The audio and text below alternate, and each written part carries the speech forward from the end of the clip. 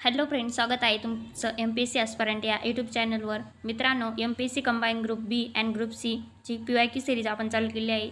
तर त्यामध्ये MPSC group B PSI prelim exam question paper 2011ची आपली बघून झालेली आहे. तर मित्रांनो, ते व्हिडिओ तुम्ही जर बघितले नसेल तर ते लेक्चर बघून घ्या.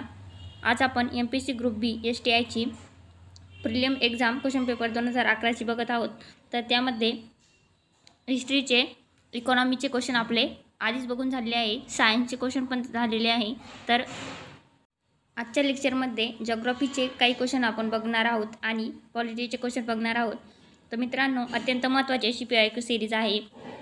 तसेच मित्रांनो, तुम्ही जर राज्यसेवाची तयारी करत असाल तर MPSC राज्यसेवा PYQ सिरीज आपण चालू केली आहे. तर त्यामध्ये 2014 पासून तर 2024 पर्यंतच्या सर्व प्रिव्हियस इयर क्वेश्चन पेपर आपण बघत आहोत. तर त्यामध्ये 2014, 15, 16 आणि 17चे क्वेश्चन पेपर आपल्या लेक्चर झालेले आहे. तर ते लेक्चर तुम्ही बघितलेले नसेल तर ते लेक्चर बघून घ्या. आयोगाने कशा प्रकारचे प्रश्न विचारले आहे आणि आयोगाचा कोणत्या टॉपिकवर भर आहे, तर या PYQ सिरीजमधून ते पॉईंट तुमचे नक्कीच कव्हर होतील. मित्रांनो, व्हिडिओ जर आवडत असेल तर व्हिडिओला लाईक, कमेंट आणि शेअर जरूर करा. चला तर मग व्हिडिओला सुरुवात करूया. तर आपला पहिला प्रश्न, तर मित्रांनो आज आपण जॉग्रफीचे प्रश्न उत्तर बघत आहोत. तर आधीच्या लेक्चरमध्ये पण काही क्वेश्चन आपण बघितलेले आहेत. तर पहिला प्रश्न काय आहे, खालीलपैकी कोणते बंदर लोह खनिज निर्यातीभिमुख आहे? तर ऑप्शन आहे चेन्नई, कोलकाता, नवीन मंगळूर, कांडला. तर कोणतं बंदर आहे जे लोह खनिज निर्यातीभिमुख आहे? तर ते आहे नवीन मंगळूर. तर ऑप्शन 3 याचं करेक्ट आन्सर आहे. नेक्स्ट क्वेश्चन, चहाची लागवड टिंबटिंब या राज्यात प्रथम झाली? तर ऑप्शन आहे कर्नाटक, केरळ, आसाम आणि तमिळनाडू. तर चहाची लागवड सर्वात प्रथम कुठे झाली होती? तर ती आसाममध्ये झाली होती आणि आसाम राज्य हे चहासाठी प्रसिद्ध आहे. तर ऑप्शन 3 याचं करेक्ट आन्सर आहे. नेक्स्ट क्वेश्चन, भिलाई येथे लोह पोलाद कारखान्याची निर्मिती ही टिंबटिंब पंचवार्षिक योजनेची निष्पत्ती आहे? तर ऑप्शन आहे पहिल्या, दुसऱ्या, तिसऱ्या आणि चौथ्या. तर मित्रांनो, भिलाई येथे लोह पोलाद कारखान्याची निर्मिती केव्हा झाली होती? तर ती दुसऱ्या पंचवार्षिक योजनेमध्ये झाली होती. आणि भिलाई पोलाद प्रकल्प हा रशियाच्या मदतीने कधी करण्यात आला होता? तर तो 1959मध्ये. तेव्हा दुसरी पंचवार्षिक योजना होती. आणि दुसऱ्या पंचवार्षिक योजनेमध्ये आणखीन कोणते प्रकल्प करण्यात आले होते? तर ते रुडकेला पोलाद प्रकल्प आणि दुर्गापूर पोलाद प्रकल्प, हे 3 प्रकल्प महत्त्वाचे आहेत. तर याचे उत्तर काय आहे? तर ऑप्शन सेकंड. नेक्स्ट क्वेश्चन, दगडी कोळशाच्या जागतिक उत्पन्नात भारताचा टिंबटिंब क्रमांक आहे? तर ऑप्शन आहे प्रथम, द्वितीय, तृतीय आणि चतुर्थ. तर दगडी कोळशाच्या जागतिक उत्पन्नात भारताचा कितवा क्रमांक आहे? तर तो चतुर्थ म्हणजे चौथा क्रमांक आहे. तर मित्रांनो, ही STIची 2011ची क्वेश्चन पेपर आहे, हे लक्षात ठेवा. नेक्स्ट क्वेश्चन, मुंबई बंदरावरील वाहतुकीचा ताण कमी करण्यासाठी विकसित केलेले बंदर हे टिंबटिंब हे आहे? तर ऑप्शन आहे कांडला, मार्गागोवा, हल्दिया आणि नावाशिवा. तर मित्रांनो, बंदरावर नेहमी प्रश्न विचारला जातो आणि 2011च्या क्वेश्चन पेपरमध्ये हे दुसरा प्रश्न आहे का जो बंदरावर विचारलेला आहे. तर वाहतुकीचा ताण कमी करण्यासाठी कोणतं बंदर विकसित करण्यात आले आहे? तर ते नावाशिवा बंदर आहे. तर ऑप्शन 4 याचं करेक्ट आन्सर आहे. मित्रांनो, महाराष्ट्रामध्ये एकूण किती बंदरं आहेत? तर ते 48 आहेत. आणि महाराष्ट्राची सर्वात मोठी बंदरे 2 आहेत. तर ते एक आहे मुंबई बंदर आणि दुसरं जवाहरलाल नेहरू बंदर. तर हे लक्षात ठेवा. जवाहरलाल नेहरू बंदरालाच नावाशिवा बंदर असे म्हटले जाते. तर त्याचंच ते दुसरं नाव आहे. नेक्स्ट क्वेश्चन, मुंबई पणजी हा राष्ट्रीय महामार्ग क्रमांक टिंबटिंब आहे? तर ऑप्शन आहे 16, 17, 18 आणि 20. तर मुंबई पणजी हा राष्ट्रीय महामार्ग क्रमांक किती आहे? तर तो 17 क्रमांकाचा आहे. तर ऑप्शन सेकंड याचं करेक्ट आन्सर आहे. तर मित्रांनो, भारतातील सर्वात लांब महामार्ग कोणता आहे? तर तो NH44 आहे. तर तो कुठून कुठपर्यंत आहे? तर तो जम्मू काश्मीरपासून तर कन्याकुमारीपर्यंतचा आहे. तर NH44 हा सर्वात लांब महामार्ग आहे, हे लक्षात ठेवा भारतातील. आणि त्याची लांबी किती आहे? तर ती आहे 3745 किलोमीटर आहे. नेक्स्ट क्वेश्चन, टिंबटिंब हा भारतातील पहिला लोह मार्ग आहे? तर ऑप्शन आहे दिल्ली ते आग्रा, दुसरं मुंबई ते ठाणे, तिसरं हावडा ते खडगपूर, चौथं चेन्नई ते रेणीगुंटा. तर भारतातील पहिला लोह मार्ग कोणता आहे? तर तो मुंबई ते ठाणे आहे. तर ऑप्शन सेकंड याचा करेक्ट आन्सर आहे. नेक्स्ट क्वेश्चन, सोलापूर जिल्ह्यातील चिंचोली औद्योगिक वसाहत खालीलपैकी कोणत्या उत्पन्नासाठी प्रसिद्ध आहे? तर ऑप्शन आहे औषध निर्माण, दुसरं कातडी वस्तू, तिसरं कागद आणि चौथं होजिअरी. तर सोलापूर जिल्ह्यातील चिंचोली औद्योगिक वसाहत कशासाठी, कोणत्या उत्पन्नासाठी प्रसिद्ध आहे? तर ती होजिअरीसाठी प्रसिद्ध आहे. तर ऑप्शन 4 याचं करेक्ट आन्सर आहे. तर कातडी वस्तू कुठल्या आहे? तर त्या कोल्हापूरच्या आहेत. नेक्स्ट क्वेश्चन, पश्चिम महाराष्ट्रातील टिंबटिंब जिल्ह्यामध्ये बॉक्साईटचे साठे आढळतात. तर ऑप्शन आहे नाशिक, पुणे, कोल्हापूर आणि सोलापूर. तर याचे उत्तर काय आहे? तर पश्चिम महाराष्ट्रामध्ये कोठे बॉक्साईटचे साठे आढळतात? तर ते कोल्हापूरमध्ये आढळतात. तर कोल्हापूर जिल्ह्यामध्ये. आणि नाशिकमध्ये कोणतेच खनिज आढळत नाही. तर याचे योग्य उत्तर काय आहे? तर ऑप्शन 3. नेक्स्ट क्वेश्चन, महाराष्ट्रातील नागपूरजवळील पंचतारांकित औद्योगिक वसाहत खालीलपैकी कोठे आहे? तर ऑप्शन आहे निवळी, इंदापूर, बुटिबोरी आणि वाळूज. तर महाराष्ट्रातील नागपूरजवळील पंचतारांकित औद्योगिक वसाहत कोठे आहे? तर ती बुटिबोरीला आहे. तर ऑप्शन 3 याचं करेक्ट आन्सर आहे. नेक्स्ट क्वेश्चन, महाराष्ट्रातील टिंबटिंब हा पट्टा खनिजांवर आधारित उद्योगांकरिता प्रसिद्ध आहे. तर ऑप्शन आहे नागपूर, चंद्रपूर, रायगड, रत्नागिरी. तिसरं मुंबई, पुणे. चौथं नाशिक, जळगाव. तर महाराष्ट्रातील कोणता पट्टा आहे जो खनिजांवर आधारित आहे, उद्योगांकरिता प्रसिद्ध आहे? तर तो नागपूर आणि चंद्रपूर आहे. तर ऑप्शन फर्स्ट याचा करेक्ट आन्सर आहे. मित्रांनो, महाराष्ट्रामध्ये पूर्व विदर्भामध्ये आणि कोकणामध्ये खनिज आढळतात. नेक्स्ट क्वेश्चन, महाराष्ट्रातील जिल्ह्यांची संख्या टिंबटिंब आहे. तर ऑप्शन आहे 35, 37, 31 आणि 28. तर मित्रांनो, महाराष्ट्राची जेव्हा निर्मिती झाली होती 1960ला, तेव्हा महाराष्ट्रामध्ये किती जिल्हे होते? तर एकूण 26 जिल्हे होते आणि 4 प्रशासकीय विभाग होते. तर त्यानंतर हळूहळू जिल्ह्यांची निर्मिती होत गेली आणि त्यानंतर ही क्वेश्चन पेपर कधीची आहे? तर ती 2011ची STIची क्वेश्चन पेपर आहे. तेव्हा 35 जिल्हे अस्तित्वात होते. 36वा जिल्हा निर्मिती झाली नव्हती. तर 36व्या जिल्ह्याची निर्मिती कधी झाली आहे? तर ती 2014ला झालेली आहे. तर ठाणेमधून पालघर हा वेगळा झालेला आहे. तर ती 2014ला झालेला आहे. आणि त्याच्या आधी 35 जिल्हे होते महाराष्ट्रामध्ये. तर ऑप्शन फर्स्ट याचं करेक्ट आन्सर आहे. मित्रांनो, महाराष्ट्रामध्ये कोणत्या जिल्ह्याची निर्मिती कधी झाली? तर ते एकदा बघून घ्या. नेक्स्ट क्वेश्चन, महाराष्ट्रातील टिंबटिंब या जिल्ह्यांमध्ये मॅंगनीज खनिजाचे विस्तृत साठे आढळतात. तर ऑप्शन आहे नागपूर व गोंदिया. दुसरं सातारा व सांगली. तिसरं धुळे व जळगाव. चौथं यवतमाळ व परभणी.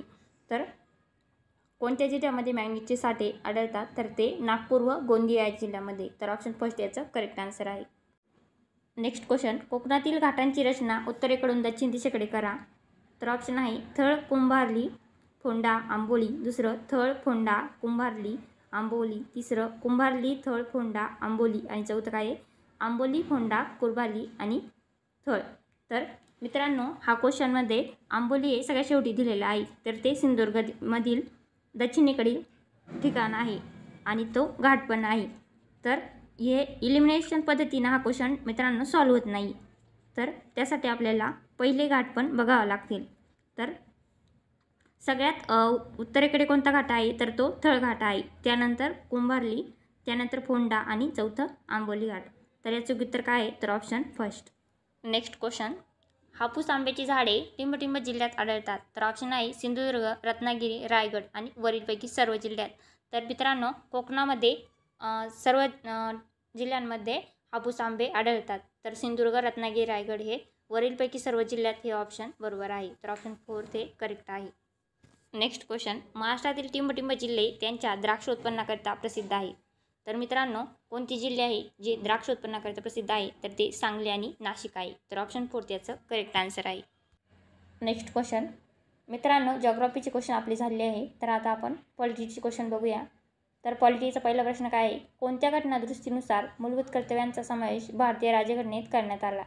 तर ऑप्शन आहे 45वी घटनादुरुस्ती. दुसरं 46वी घटनादुरुस्ती. तिसरं 42वी घटनादुरुस्ती आणि चौथं 44वी घटनादुरुस्ती. तर मित्रांनो, सर्वात जास्त घटनादुरुस्ती कधी करण्यात आलेली आहे? तर ते 42व्या घटनादुरुस्तीमध्ये करण्यात आलेलं आहे. आणि तर 42व्या घटनादुरुस्तीमध्येच मूलभूत कर्तव्याचा समावेश भारतीय राज्यघटनेत करण्यात आलेला आहे. तर ऑप्शन 3 याचं करेक्ट आन्सर आहे. नेक्स्ट क्वेश्चन, भारतीय राज्यघटनेच्या प्रस्तावनेत कोणत्या संकल्पनेला अग्रक्रम दिला गेलेला आहे? तर ऑप्शन आहे स्वातंत्र्य, समता, न्याय आणि बंधुभाव. तर भारतीय राज्यघटनेत प्रस्तावनेतला न्याय या संकल्पनेला अग्रक्रम दिलेला आहे, म्हणजे जस्टिस. तर ऑप्शन 3 याचं करेक्ट आन्सर आहे. नेक्स्ट क्वेश्चन, भारतात केंद्रीय कॅबिनेटच्या बैठकीचे अध्यक्षस्थान कोण भूषवितो?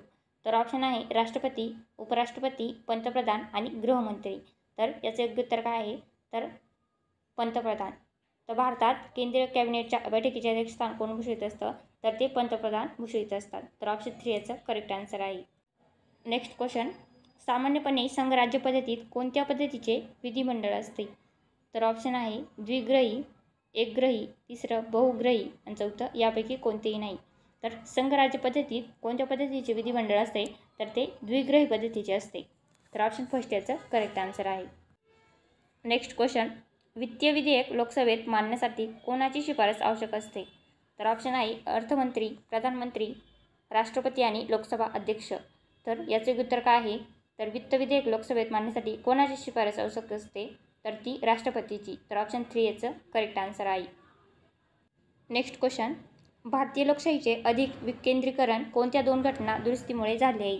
तर ऑप्शन आहे 73-74वी घटना दुरुस्ती, सेकंड 42-43वी घटना दुरुस्ती, तिसरं 45-46वी घटना दुरुस्ती आणि चौथं काय 75 आणि 76वी घटना दुरुस्ती. तर भारतीय लोकशाहीचे अधिक विकेंद्रीकरण कोणत्या 2 घटना दुरुस्तीमुळे झाले आहे? तर ती आहे 73वी आणि 74वी घटना दुरुस्ती. तर ऑप्शन फर्स्ट याचं करेक्ट आन्सर आहे. नेक्स्ट क्वेश्चन, ओबीसी चळवळ टिंबटिंबमुळे प्रभावित झाली. तर ऑप्शन आहे मंडल आयोगामुळे, सेकंड महाजन आयोगामुळे, तिसरं सरकारी आयोगामुळे आणि चौथं फजल अली आयोगामुळे. तर ओबीसी चळवळ कशामुळे प्रभावित झाली होती? तर ती मंडल आयोगामुळे प्रभावित झाली होती. तर ऑप्शन फर्स्ट याचं करेक्ट आन्सर आहे. नेक्स्ट क्वेश्चन, नियोजन विभागाचा प्रशासकीय प्रमुख कोण? तर ऑप्शन आहे मुख्य सचिव, दुसरं नियोजन सचिव, तिसरं अर्थ सचिव आणि चौथं गृह सचिव. तर नियोजन विभागाचा प्रशासकीय प्रमुख कोण असतो? तर तो नियोजन सचिव असतो. तर ऑप्शन सेकंड याचं करेक्ट आन्सर आहे. नेक्स्ट क्वेश्चन, कोणत्या वर्षी महाराष्ट्र राज्यात पहिले आघाडी सरकार स्थापन झाली? तर ऑप्शन आहे 1978, 1995, तिसरं 1989 आणि चौथं 2004. तर कोणत्या वर्षी महाराष्ट्रात पहिले आघाडी सरकार स्थापन झाले तर ते वर्ष होतं 1978. ऑप्शन फर्स्ट याचं करेक्ट आन्सर आहे.